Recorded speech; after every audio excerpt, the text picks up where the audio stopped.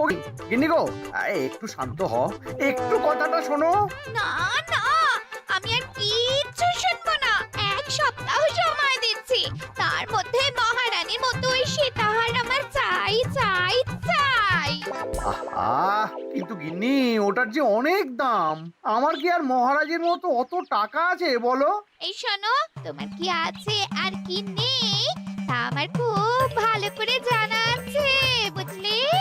কিন্তু গিন্নি, একটা কথা কান খুলে শুনে রাখো, এবারে যদি তুমি ওই সীতাহার আমাকে গড়িয়ে না দাও, আমি তাহলে চিরদিনের মতো বাপের বাড়ি চলে যাব। এই আমি বলে দিলাম। আচ্ছা ফাঁপড়ে পড়লাম আমি, কি যে করি। দূর, আর ভালো লাগে না।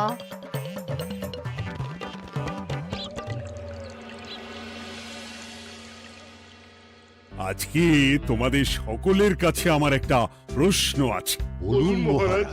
আচ্ছা, ধরো তোমরা যদি এ রাজ্যের লোক না হতে, অন্য কোনো রাজ্যের হতে, তাহলে তোমাদের কাছে কৃষ্ণনগর কেমন মনে হতো? মহারাজ, এক কথায় বলতে গেলে সমৃদ্ধ শক্তিশালী রাজ্য। বেশ, তা হঠাৎ এমন প্রশ্ন মহারাজ? আসলে বেশ কিছুদিন ধরেই আমি একটা কথা ভাবছিলাম। ঈশ্বরের দয়ায় আমাদের সবই আছে, তবু রাজ্যকে আরো শক্তিশালী ও অন্যান্য রাজ্যের সাথে সুসম্পর্ক বজায় রাখা একটা রাজধর্মে পড়ে। ঠিক বলেছে। ঠিক বলেছেন। বলি, তুমি কি এসব কথা কখনো ভাবো মন্ত্রী? হ্যাঁ, মানে আগে রোজ না, কিন্তু কখনো সখনো বোধহয় ভেবেছিলাম। কবে শুনি? ইয়ে ওই তো কিছুদিন আগে, ওই সেদিন। এটা ঠিক কোন সেদিনের কথা বলছেন মন্ত্রী মশাই? যেদিন আকাশে ওই দুটো সূর্য উঠেছিল? তোমাকে সবকিছুতে ফোড়ন কাটতেই হবে না গোপাল, হ্যাঁ? কি আর করি বলুন, আপনার কষ্ট যে আর সহ্য হয় না। যাই হোক, মুদ্রা কথা হলো, এসব কথা মাথায় রেখে এখন আমাদের কিছু করা উচিত। কিন্তু কি করা উচিত সেটা আমি ঠিক বুঝতে পারছি না। এই একটা করে রসগোল্লা খাওয়ালে কেমন হয়? এই, তুমি থামবে? মহারাজ, আমার কাছে একটা উপায় আছে। 10 দিনের একটা মিলন মেলার আয়োজন করলে কেমন হয়? খুব বাজে হবে। একটা মেলা কত ঝামেলার কাজ সেটা বোঝো? একেই কত খরচ, তার উপর আবার অনেক লোক। মোটেই না, এটা তো দারুণ বুদ্ধি দিয়েছো গোপাল। এমন কিছুই তো চাইছিলাম। ধুর, আর সবকিছুই আমার বিপক্ষে মনে হয়। দিনটাই খারাপ, আমি বরং চুপই থাকি। তাহলে সবাই শোনো, 1 সপ্তাহ পর কৃষ্ণনগর এক বিরাট বড় মিলন মেলার আয়োজন করছে, আর তার জন্য লোকজনকে নিমন্ত্রণ করার কাজ দেখবে গোপাল। যথাজ্ঞা মহারাজ। আর মন্ত্রী, ভালো করে শুনে রাখো, মেলা প্রাঙ্গণ সাজানো, ঠিকঠাক নিরাপত্তা, এসব তোমার দায়িত্ব। আচ্ছা, কিন্তু বলছিলাম যে সবকিছু ভালো করে করতে গেলে খরচও তো। ওসব নিয়ে তোমাকে চিন্তা করতে হবে না। যত খরচই হোক আমাকে বলো, আমি দেব। আরে বাস, তো দারুণ ব্যাপার। এই ফাঁকে যদি কিছু আমারও লাভ হয়ে যায়, তাহলে গিন্নির গলার হারটার কিছু একটা করতে পারবো। বেশ, তাহলে প্রত্যেকে নিজেদের কাজ শুরু করে দাও।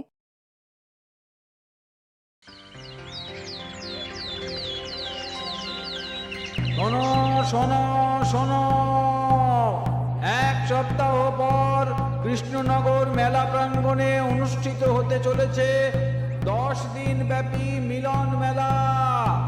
সকল গ্রামবাসীকে এই মেলায় আসার জন্য আমন্ত্রণ জানানো হচ্ছে। শোনো শোনো শোনো।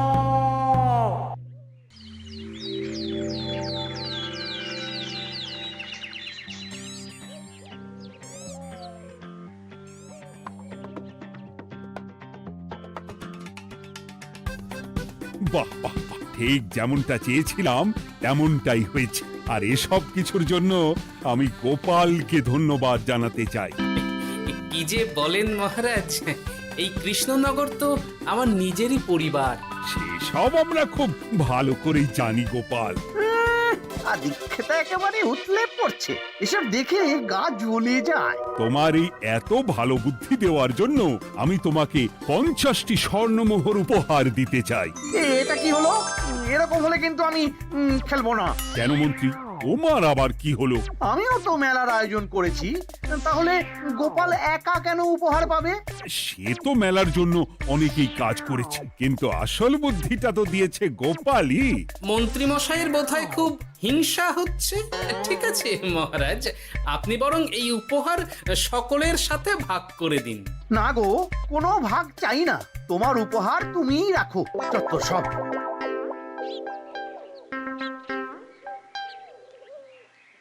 আমার কি এত খারাপ দিন এসেছে নাকি যে আমাকে গোপালের থেকে পুরস্কার নিতে হবে? অনেক হয়েছে। না না না, এবার আমাকেই কিছু ভাবতে হবে মনে হচ্ছে।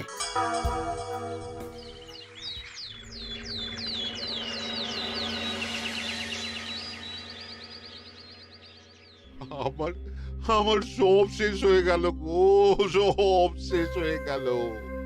এবার এবার আমার কি হবে?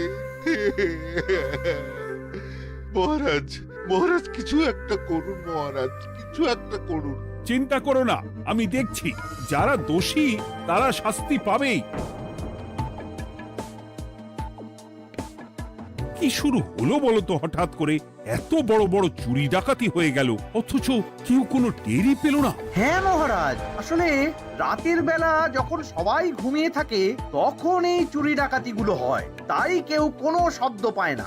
ভালো করে অনুসন্ধান করো, যে বা যারা এই কাজ করছে তাদের যত তাড়াতাড়ি সম্ভব ধরে ফেলতে হবে, নইলে তো আমাদের প্রজাদের অনেক ক্ষতি হয়ে যাচ্ছে। হ্যাঁ মহারাজ, আপনি কোনো চিন্তা করবেন না। কোথায় আনন্দ করে সব প্রজারা মেলা ঘুরবে তা নয়, আবার এই উটকো ঝামেলা। একটা কথা বলছি, কিছু মনে করবেন না। আসলে এই ঝামেলার কারণ হলো গোপাল। আমি ঠিক জানতাম কোনো না কোনো ভাবে আপনি আমাকে দোষ দেবেন। সত্যি তো, এসবের সাথে গোপালের কি সম্পর্ক? ওরই তো সম্পর্ক আছে মহারাজ। মেলা শুরু হলো আর তার সাথে চুরি ডাকাতিও। আর যদি গোপাল মেলার বুদ্ধিটা না দিত তাহলে রাজ্যে এত চুরি ডাকাতিও বাড়তো না। মানছি মন্ত্রী মশাই, মেলার বুদ্ধিটা আমার, কিন্তু মেলার নিরাপত্তা রক্ষা তো আপনার দায়িত্ব ছিল। যদি মেলা থেকেই এই ঝামেলা শুরু হয় তাহলে তো আপনার কাজেও ফাঁক আছে। মুখ সামলে কথা বলো গোপাল। আহ, তোমরা একটু থামবে? এখন নিজেদের মধ্যে ঝামেলা করার সময় নয়। সবাইকে একসাথে কাজ করে আসল চোর ডাকাতদের ধরতে হবে, তারপর বোঝা যাবে কার দোষ ছিল আর কার নয়। আগে মহারাজ।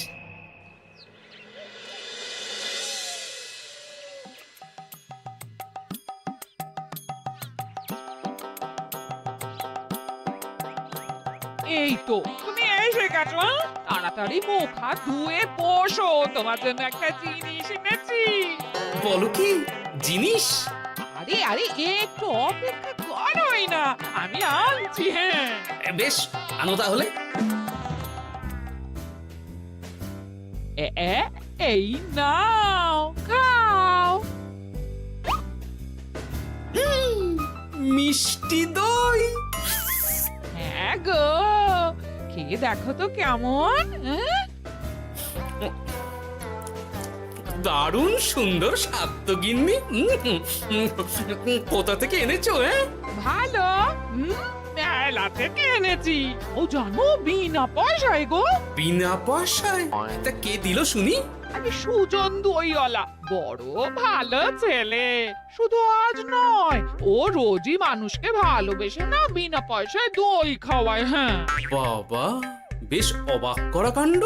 আসলে সুজনের দেশের বাড়িতে অনেক জমি জমা, গরু মোষ আছে। ও তাই বলে ওর টাকা পয়সার নাকি কোনো দরকার নেই, তাই ও বিনা পয়সায় খাওয়ায়। হ্যাঁ বুঝলাম। বাবা, খুব ঘুম পাচ্ছে এখন। ও গিন্নি, শোনো না, আমি বরং একটা ঘুম দিই এখন, বুঝলে? তুমি বরং বিকেলে আমায় একটু ডেকে দিও, ওর কাজ আছে। আচ্ছা বেশ। তোমাদের জন্য সেটাই ভালো, কারণ এমনিতেই মহারাজ চোর ডাকাত ধরার জন্য প্রহরীর ব্যবস্থা করছে পুরো রাজ্যে। না না না, সে নিয়ে আপনি চিন্তা করবেন না।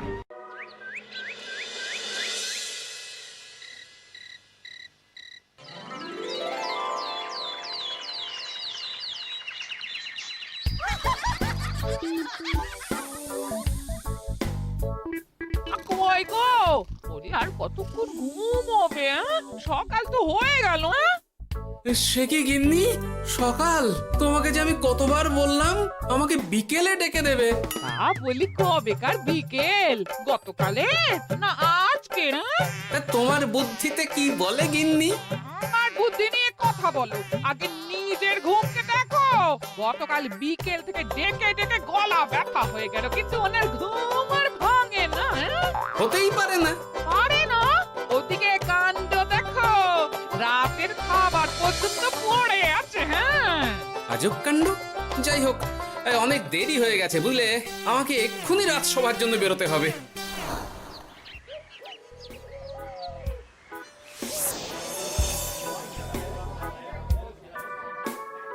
বাবা, এত ভিড় কি আছে এখানে? একটু কাছে গিয়ে দেখি তো। সত্যি সত্যি ভাই সুজন, তোমার হাতে জাদু আছে। এত সুন্দর মিষ্টি দই, এ স্বাদ ভোলার নয় ভাই। আচ্ছা, তাহলে এই হলো সুজন দইওয়ালা। ভালো মিষ্টি দই আছে, নেবে নাকি গো? পয়সা লাগবে না। জানি তো, সত্যি দারুণ স্বাদ এই দইয়ের। আমি খেয়েছি তো। তবে আজ নেব না গো, কাল এসে নিয়ে যাব। আচ্ছা আচ্ছা আচ্ছা।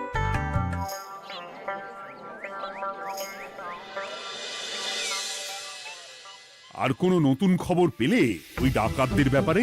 না মহারাজ, এখনো ঠিক ধরতে পারিনি।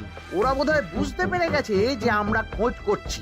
মহারাজ, আমার মাথায় একটা নতুন বুদ্ধি এলো। রাতের বেলা করে সব বাড়িতে পাহারা দেওয়া শুরু করলে কেমন হয়? সব চুরি তো রাতেই হচ্ছে। আরে, এ তো দারুণ বুদ্ধি। কিন্তু মহারাজ, আমাদের রাজ্যের প্রহরীরা রাতের বেলা কি করে পাহারা দেবে? কেন কেন, কি সমস্যা? অনেক সমস্যা আছে। তাদের শরীর খারাপ হতে পারে, তার চেয়েও বড়, রাত জেগে থাকলে দিনে তারা সকলে ঘুমোবে, তখন পুরোটাই বেকার হবে। কিচ্ছু বেকার হবে না মন্ত্রী মশাই, আমাদের প্রচুর সেনা আছে। তাদের সকলকে দায়িত্ব ভাগ করে দিলেই হয়ে যাবে। তুমি বেশি বোঝো। গোপাল তো কিছু ভুল বলেনি মন্ত্রী। আমরা পাহারা বাড়াবো। আমি আজই সব সেনাদের সাথে কথা বলছি। সেনাপতি, তুমিও এ ব্যাপারটা একটু দেখো। যথাজ্ঞা মহারাজ।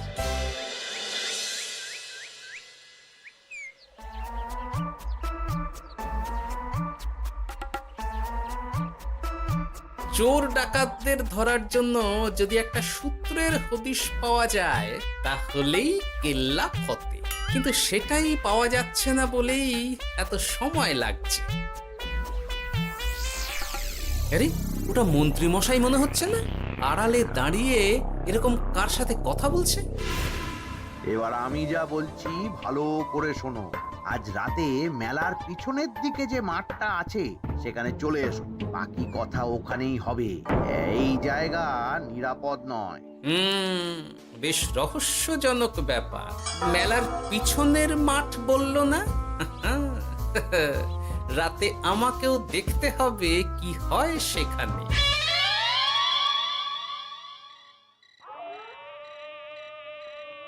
উফ, কি মশা রে বাবা! কখন থেকে দাঁড়িয়ে আছি, মন্ত্রী মশাইয়ের পাত্তা নেই কেন?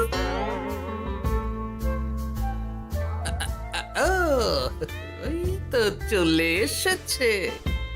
এই যে আমার সোনার হাটটা কই? হ্যাঁ, পই পই করে বলেছিলাম আমার ওটা চাই। আগে কি আর বলি বলুন তো, ওই হাটটা আমাদের দলের প্রধানের খুব পছন্দ হয়ে গেছে, তাই কোনোভাবেই ওটা দিতে পারলাম না। কি এত বড় সাহস! আমার বলার পরেও তুমি এরকম করলে? বড় ভুল হয়ে গেছে মন্ত্রী মশাই, এবারের মতন ক্ষমা করে দিন, আর হবে না, এই কথা দিচ্ছি। তোমাদের জন্য সেটাই ভালো, কারণ এমনিতেই মহারাজ চোর ডাকাত ধরার জন্য প্রহরীর ব্যবস্থা করছে পুরো রাজ্যে। না না না, সে নিয়ে আপনি চিন্তা করবেন না। আমাদের ধরা পড়ার কোনো সুযোগই নেই, কারণ যে পরিমাণ ওষুধ আমি আমার দইতে মিশিয়ে দিই সেটা একবার যে খাবে মরার মতন ঘুমোবে। মা বাবা, সে তো খুব ভালো। করো করো। তার কোনো নতুন খবর পেলে? মেলা তো শেষের দিকে। হ্যাঁ, পেয়েছি। পাশের গ্রামের বলরাম নামে এক বড় মহাজন আছে। পরশু তার মেয়ের বিশাল ধুমধাম করে বিয়ে। শেষ একটা বড় দান মারতে পারলেই আপনার আমার দুজনেরই শান্তি। আচ্ছা, এই ব্যাপার তাহলে। এসব কিছুর পেছনে মন্ত্রী জড়িত, এইবার বুঝতে পারছি কেন রাতের পাহারাতে ওনার এত আপত্তি ছিল। কিন্তু ওই লোকটা কে? ঠিক আছে, এখন যাও, একটু সাবধানে কাজ করো আর আমার পাওনাটা ঠিকঠাক দিও, কেমন? সে কি সুজন দইওয়ালা? এবার আমার কাছে পুরো ব্যাপারটা পরিষ্কার হয়ে গেছে।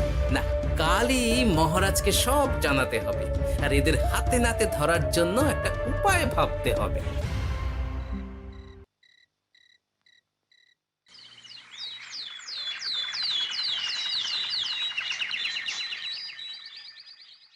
আরে এসো এসো, তোমার জন্যই তো অপেক্ষা করছিলাম। কি এমন জরুরি কথা আছে যে একান্তে দেখা করতে চাইলি? কোন মুখে বলি মহারাজ, সর্ষের মধ্যেই যখন ভূত তখন আর কি। মানে একটু খুলে বলো তো কি হয়েছে? আমাদের রাজ্যের এই এত বড় বড় চুরি ডাকাতির পিছনে কারা আছে সেটা আমি জানতে পেরে গেছি মহারাজ। হ্যাঁ, এ তো দারুণ খবর। তাহলে আমরা এখানে কি করছি? এখনই তাদেরকে গিয়ে বন্দি করি? না মহারাজ, আমাদের হাতে কোনো প্রমাণ নেই, তাই ওইভাবে বন্দি করতে পারবেন না। কেন বলতো, কারা আছে পেছনে? সেটা আপনি নিজের চোখেই দেখে নেবেন পরে। তবে এটা জানিয়ে রাখি, আমাদের মন্ত্রী মশাইও যুক্ত আছেন। কি? আমাদের মন্ত্রী? এত বড় বিশ্বাসঘাতকতা! আমি এখনই নিজের হাতে ওকে বন্দি করতে চাই। না না না না মহারাজ, সেটা করলে বাকি ডাকাতদের ধরতেই পারবেন না। তাহলে উপায়? আমি জানতে পেরেছি এই ডাকাতদের পরের নিশানা হলো পাশের গ্রামের বলরাম মহাজনের বাড়ি। বলরাম মহাজন? কাল তোর মেয়ের বিয়ে, আমাদেরও তো নিমন্ত্রণ আছে সেখানে। তাহলে তো আরোই সোনায় সোহাগা। শুনুন মহারাজ, আমার মাথায় দারুণ এক বুদ্ধি এসেছে। সে কি? হ্যাঁ, আপনি কোনো চিন্তা করবেন না, আমি শুধু যা বলছি সেটা করুন, বাকিটা আমি সামলে নেব। তবে দেখবেন যেন মন্ত্রী মশাই এসবের কিচ্ছুটি টের না পায়। বেশ বেশ বেশ।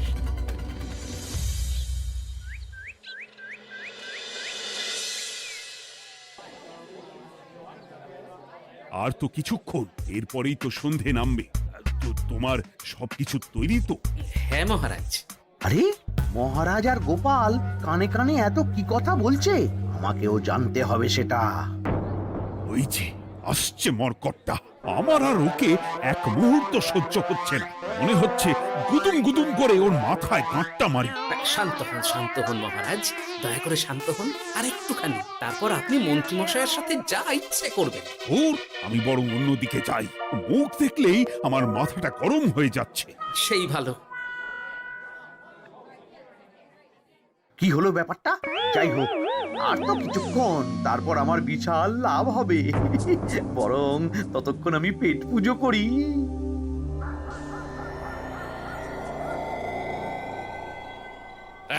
যা যা দামি জিনিস আছে সব দিয়ে দে। এই তো খেলা শুরু। এবার আর আমায় পায় কে? ও বাবা, এরা আবার কারা? সত্যি গোপাল দারুণ চাল চেলেছে। এই তোমরা এখানে কি করতে এসেছো? কেন, তোমরা যা করতে এসেছো? ডাকাতি? এমন তো কোনো কথা ছিল না। কার দলের লোক তোমরা?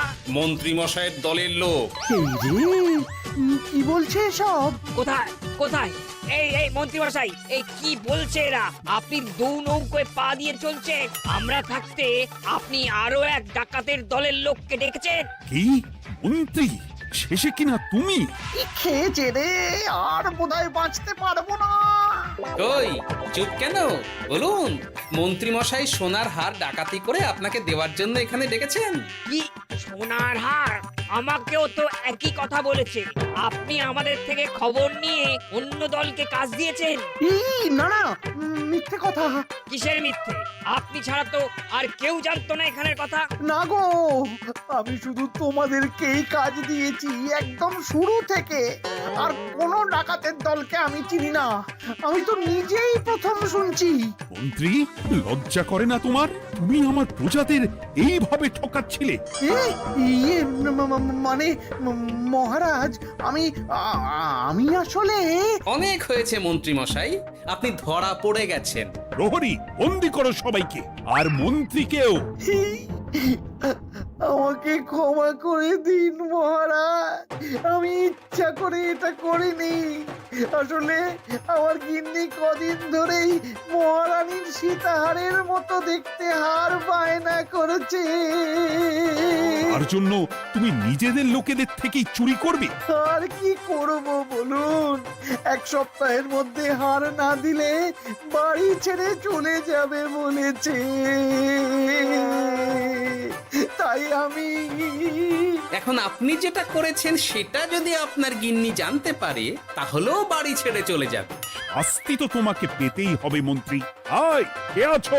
শোনো, মন্ত্রীকে মুখে কালি মাখিয়ে গাধার পিঠে বসিয়ে সারা রাজ্য ঘোরাও, এটাই ওর যোগ্য শাস্তি। আর গোপাল, তোমার বুদ্ধির প্রশংসা করতেই হয়। তোমার পুরস্কার আমি কাল রাজসভায় দেব।